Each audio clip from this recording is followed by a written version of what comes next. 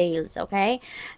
Lalong-lalo na kung yung mga impormasyon na to ay kailangan ninyo sa mga kontrata, mga agreement, 'di ba? Or kailangan ninyo sa pagdedesisyon, yung ganon. Kaya you really need to pay attention to details. Every detalye na nadadating sa'yo, make sure na talagang naiintindihan mo or talagang binabasa mo, iniintindi mo, yung ganon. Okay? Because maybe kailangan mo to. No, kailangan mo to sa kung ano man, pwedeng gumagawa ka ng dokumento, maaring may mga transactions kayo, business transactions, 'di ba, mga ganon. So, what else we have?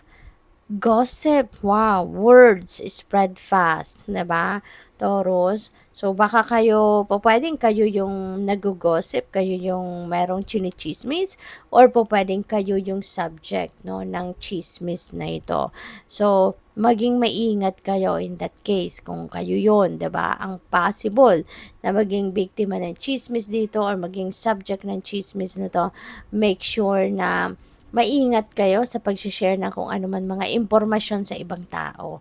Okay? Kasi yun, no, maaring yung mga impormasyon na pwedeng i-share ninyo with other people, pwede, no, na yun ang pwede na yun ang magiging kapital ng mga marites, no, para ikaw ay siraan, para dalhin ang kwento mo sa ibang tao, modified na syempre, 'di ba? Yung mga istoryang hatid ni Marites, usually may dagdag bawas na yan. Kaya mag-iingat kayo sa pag-share ng mga impormasyon sa kung kanino man. Huwag kayong masyadong magtitiwala, no, 100% sa mga tao na nakakausap ninyo sa paligid, lalo-lalo na kung hindi rin ninyo masyadong kilala. Okay? Kasi pwedeng yan ang panggagalingan ng chismis na yan.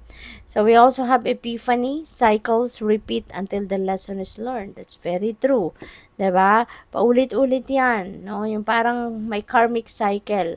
Kasi hangga't hindi mo natututunan, no, ang lesson na dapat mong matutunan na hatid ng sitwasyon na 'yan, pabalik-balik 'yan, no? Hindi yan mapuputol na cycle, no, kung hangga't hindi mo yan natututunan. Kaya pwede na mayroong mga ganong pangyayari sa buhay mo sa ngayon, Taurus. Maaaring merong kang mapansin na, teka lang, 'di ba? Nangyari na sa akin 'to dati, 'di ba? 3 years ago, couple of years ago, tapos ito na naman, 'di ba? Parang pabalik-balik na lang, history